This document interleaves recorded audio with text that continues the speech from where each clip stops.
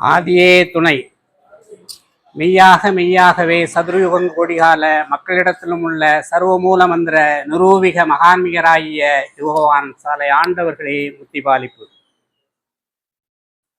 அறியானை அறிய வைத்து அந்தணராயனை பிரட்டி பிறப்பித்தாரும் தெரியானை தெரிய வைத்து திரளிருளை தீத்தறிந்த தேசிகேந்திரா பெரியானை பெரியானெந்தனை ஓங்கி பேச வைத்த பிறவா பேரே பெரியானை பெரியானெந்தனை ஓங்கி பேச வைத்த பிறவா பேரே சரிஞான சரிநிலையில் எனையேறந்தேற்றி வைத்த சாலை வாழ்வே.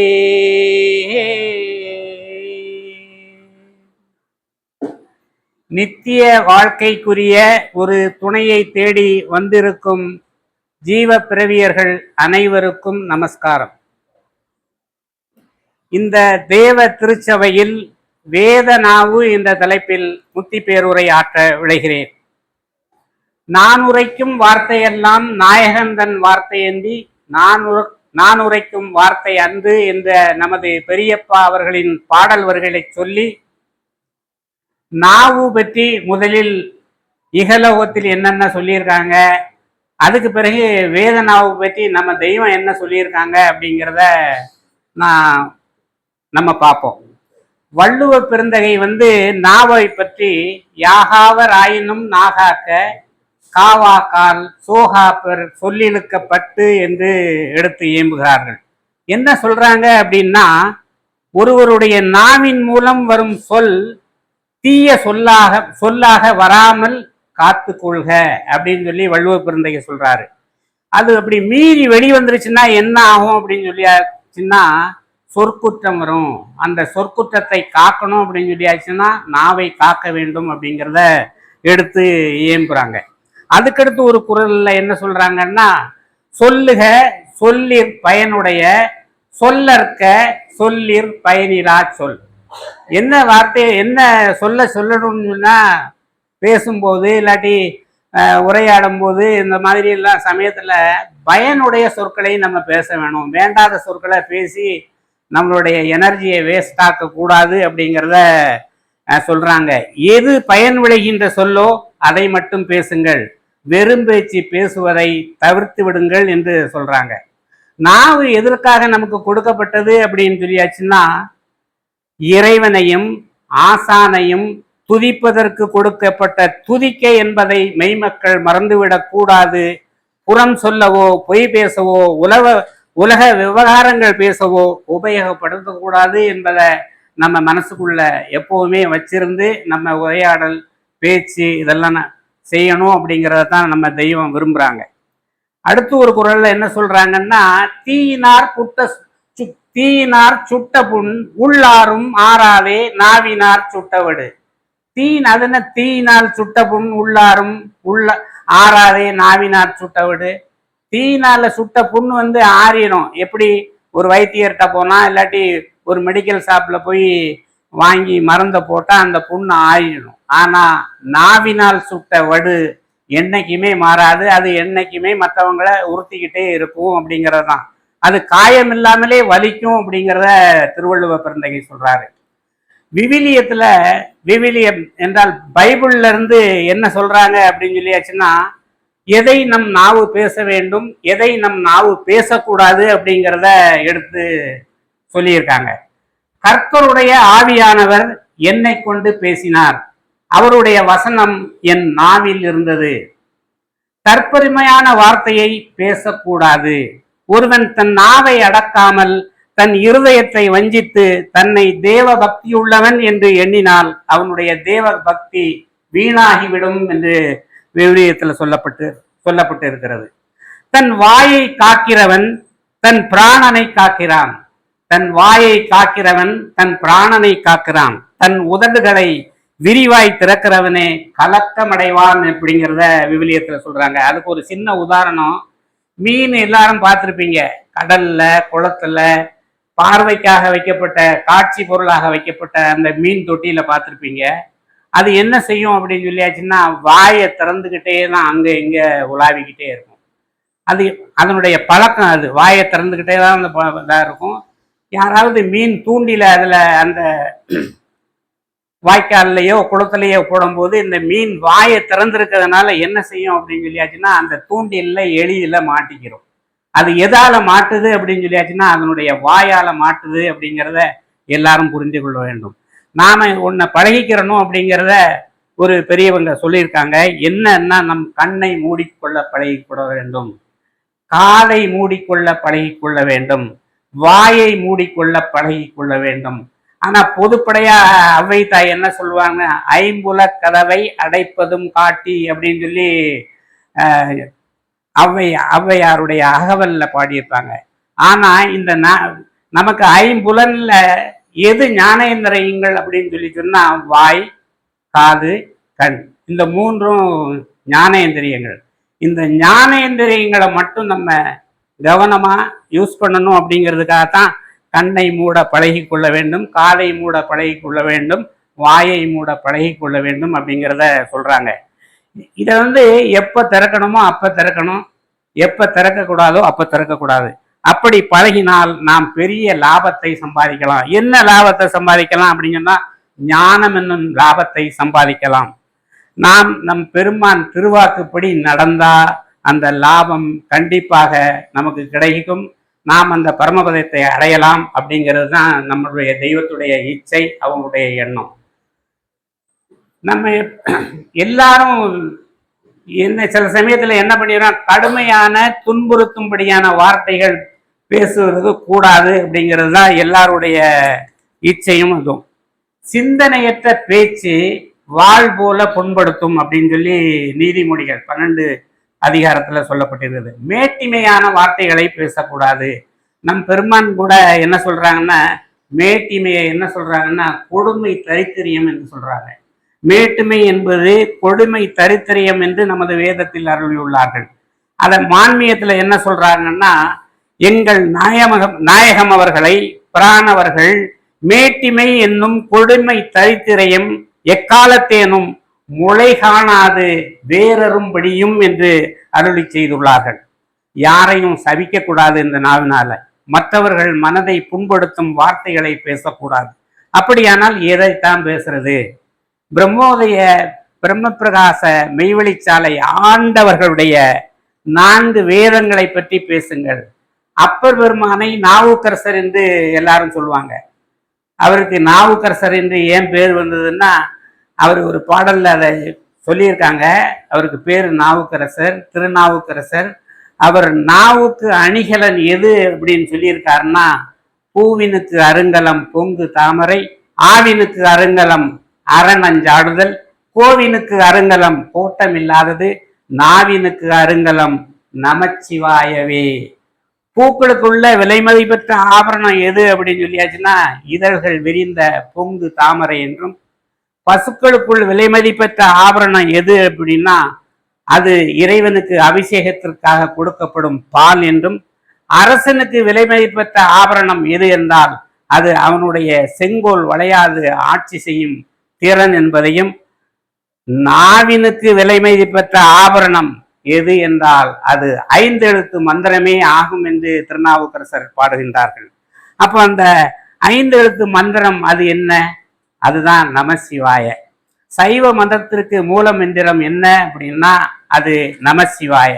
அப்போ நம்முடைய நாவுக்கு எது அணிகலன் என்றால், நம் பெருமான் நமக்கு இறக்கி அருளிய, மெய் மதத்திற்கு இறக்கி அருளிய மூல மந்திரம்தான் நம் நாவுக்கு அணிகலன். அதை எல்லாரும் சொல்லுங்க. மெய்யாகவே சதுர்யுகம் கோடிகால மக்களிடத்திலும் உள்ள சர்வமூல மந்திர நிரூபிக மகான்மிகராகிய யுகவான் சாலை ஆண்டவர்களே முத்தி பாலிப்பு. தெய்வம் இன்னொன்னையும் என்ன சொல்றாங்கன்னா, மூல மந்திரம் உயிர் உள்ள பொருள், அதை எப்போதும் உன் நாவில் ஒட்ட வைத்துக்கொள் என்று அருளி செய்திருக்காங்க.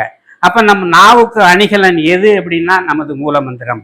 நமது பெரியப்பா வள்ளல் பெருமான் அவர்கள் எப்பாரும் எப்பதமும் எங்கனும் நான் சென்றே எந்தை எனது அருப்புகளை ஏம்பியிடல் வேண்டும் என்று பாடியிருக்காங்க.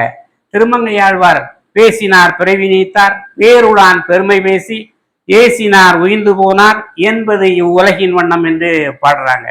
எல்லாவற்றிற்கும் மேலாக நாவை பற்றி நமது வேதத்தில் நம்பெருமான் நமக்கு எடுத்து வைத்திருப்பது என்ன அப்படின்னு சொன்னா, நாவுக்கு பிரியராக உலகமில்லை, கலைவாணி குடியிருப்பு நாவில் என்று வேதம் சொல்கிறது. அந்த கலைவாணி உன் நாவில் இருக்கும்படி உன் நாவை நீட்டி அகட்டி வேத நாவாக வளர்ப்பதுவே எம் எண்ணம் அப்படிங்கிறத தெய்வம் எடுத்து வழங்குறாங்க. அப்போ நான் இதுல இருந்து என்ன தெரிஞ்சுக்கிட்டேன் அப்படின்னு சொல்லியாச்சுன்னா, நான் என்னுடைய நாவை வேத நாவாக வளர்க்க வேண்டும். அதே மாதிரி ஒவ்வொரு ஜீவப்பிறவியரும் அவரவர் நாவை வேத நாவாக வளர்க்க வேண்டும் என்பதுவே தெய்வ இச்சையாக இருக்கிறது அப்படிங்கிறத இந்த திருவாக்கியத்தின் மூலமா நம்ம தெரிஞ்சுக்கிட்டோம். பிறர் மனம் நோற மாதிரி நம்ம பேசக்கூடாது. உன் ஈன இச்சைக்காக அப்படி பேசாதே அப்படிங்கிறத தெய்வம் எடுத்து வச்சிருக்காங்க. உன் நாவு உண்ட எல்லாவற்றையும் உள்ளே தள்ளுகிறது, மெய்யை வெளியே விடமாட்டேன் என்கிறது. இந்த உலகத்தில் ஒரு நாவு இருக்கிறது, அது மெய்யை வெளியே விடுகிறது. உன் நாவு மாதிரி உணவு சுவை பார்க்கிற நாவு அல்ல, உன் செவிவாய்க்கு சுவை ஊட்டும் நாவு. அதுதான் மக்கா மதி நாவு என்று தெய்வம் எடுத்து வழங்குகிறார்கள். அது எந்த நாவு? அதுதான் வேத நாவு, அதுதான் தெய்வத்துடைய நாவு. பரமனே உருவெடுத்து பாரினில் குருவாய் வந்த அந்த ஆதிபிதாவின் நாவு எப்படி இருக்கிறது? அவர்களுடைய நாவு அமுத நாவாக, கமல நாவாக, பேரின்பம் ஊட்டிக் கொண்டிருக்கும் வேத நாவாக இருக்கிறது என்பதை நாம் எல்லோரும் கண்டு அனுபவித்துக் கொண்டிருக்கிறோம். தெய்வத்துடைய வேத நாவு நம்ம என்ன செய்கிறது என்பதை நாம் சிந்தித்தோமா அப்படின்னா, நான் சிந்திச்சேன்னா நான் சிந்திக்கல, ஆனா இப்பதான் அதெல்லாம் தெரியுது. அவர்களுடைய திருவாக்கியங்களை திருப்பாடல்களை கணங்கொண்டு பார்த்தால் அதன் அருமை பெருமை புரியும். காட்சியலாம் எனக்களித்த கருணை வேந்தே, கவனரச குளிகையரே கணிக்கொண்ணாத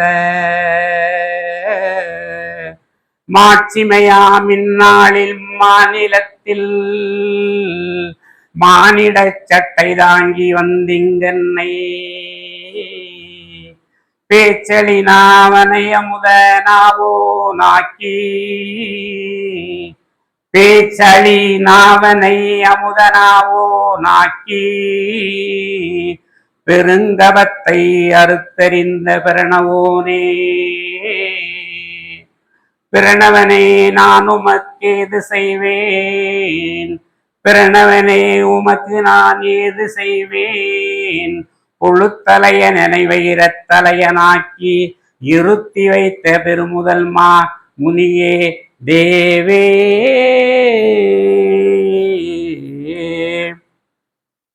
தெய்வம் நமக்காக இறங்கி அவதாரம் செய்து வந்தார்கள். நம்முடைய நாவு அழிநாவாக இருக்கிறது, அதை அமுத நாவாக்குகிறேன் என்று எடுத்து தெய்வம் வந்தாங்க. பெருங்கவத்தை அறுத்தறிந்த பிரணவோனே. எந்த பெருங்கவம்? மரணம் என்னும் பெருங்கவத்தை அறுத்து எரிகிறார்கள் தெய்வம். புழுத்தலையாய் இருந்த என்னை வைர தலையனாக ஆக்குகிறேன் என்று உத்தரவு செய்கிறார்கள். நாம் ஆக வேண்டும், அதற்கு அவர்கள் திருவாக்கின்படி நடக்க வேண்டும் என்பதை ஒவ்வொரு வாக்கியத்திலையும் உணர்த்திக்கிட்டே தெய்வம் இருக்காங்க அப்படிங்கிறத நம்ம மறந்துடக்கூடாது. தெய்வம் எதற்காக வந்தார்கள் என்பதை அந்த கருணாமூர்த்தியை எடுத்து வழங்குகிறார்கள். என்ன சொல்றாங்கன்னா, ஒரு உழவன் அழகாக உழுது பயிர் செய்து பலன் எடுக்கிறான். அந்த வேலை தெரியாதவன் பலன் எடுக்க முடியாது. அதுபோல நாம் வந்தது உன் தலையை வைரத்தலையாக ஆக்கவும், உன் நாவை வேத நாவாக ஆக்கவும், வேத நாவாக பிரட்டவும், யமனச்சம் கடந்த நாட்டில் உன்னை குடியேற்றவும் வைக்கப்படும் பாடே என் தொழில், என் செயல், என் ஊழியம், என் குறி எல்லாம் என்று தெய்வம் திருவாய் மலர்ந்து அருளியுள்ளார்கள். அப்ப நம்ம ஊழியம் என்னவா இருக்கணும் அப்படின்னா, அப்போ அவர்கள் புகழை பாடுவதும் அவர்கள் புகழை பேசுவதும் தான் நமது ஊழியமாக இருக்க வேண்டும் அப்படிங்கிறத தெய்வம் நமக்கு எடுத்து வச்சிருக்காங்க. இறைவன் அளவிடற்கரிய பெரிய அதிசயத்தை நம்மகிட்ட உண்டாக்கி வச்சிருக்காங்க. எப்படின்னா, ஒரு முக்கியமான வித்தியாசம், இவன் நாக்கை நீட்டி குலுக்கி அசைத்தால் வாயில் மேலும் கீழும் மோதி பல்வேறு ராகரகமான சப்தங்கள் உண்டாகிறது நாவுல. இத்தகைய ஒலிரகத்தை மற்ற ஜீவராசிகள் உண்டாக்க முடிவதில்லை. மனிதன் மட்டும்தான் நாவின் அசைவுகளால் தன் எண்ணத்தை வெளியாக்குகிற ராக ரகமான சப்தங்களை உண்டாக்குகிற வல்லமுடையவனாக இருக்கிறான். அதோடு பிறர் நாவில் உண்டாகி வெளியாகும் சப்தம் இன்னதை குறிக்கிறது, இன்னதை செய்ய வேண்டும் என்று கேட்டு அறிந்து கொள்ளுகிற பிரத்யேகமான அறிவையும் இவன் பெற்றிருக்கிறான் என்பது தெய்வ உத்தரவு. உலகத்தில் உள்ளவர்கள் என்னென்னத்தையோ பற்றி எவ்வளவோ பேச்சு நுணுகி பேசுறாங்க. அவையெல்லாம் ஜீவனுக்கு வேண்டிய பேச்சு கிடையாது. ஊனுறக்கமற்ற தெய்வ திருமேனி சுருதிபுரான் நாவிலிருந்து வெளியாகும் பேச்சுத்தான் சர்வ அருட்சீரின் கூரோங்கி திகழும் செயல் நிறை பேச்சு.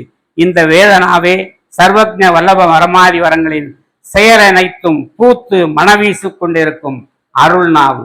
வீண் மனுவை யமன் கைப்படா ஈசனாகுகின்ற கனக வைப்பங்கிருந்து நடனம் செய்யும் கமல நாவு என்று நீங்கள் எல்லோரும் தெரிந்து கொண்ட நாள் இது என்று நம் பெருமான் வழங்குகிறார்கள்.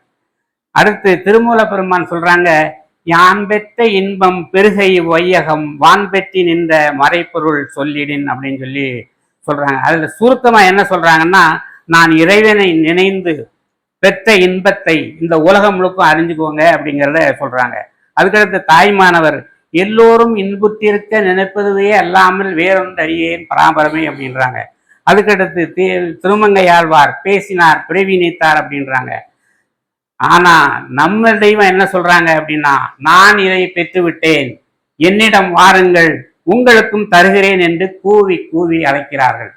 எத்தனையோ கோடி இன்ப வெள்ள காட்சி யானைந்தே மகிழ இத்தனை செல்வமும் எல்லோரும் காண்பீரன் எந்த நாவோ நெவில எல்லோருமே இந்த இன்பம் அறிந்திட எல்லோருமே இந்த இன்பம் அறிந்திட எந்த நிட நாட்டம் ஏகபராபர பூரணமே தினம் என் இதய தோற்றம்.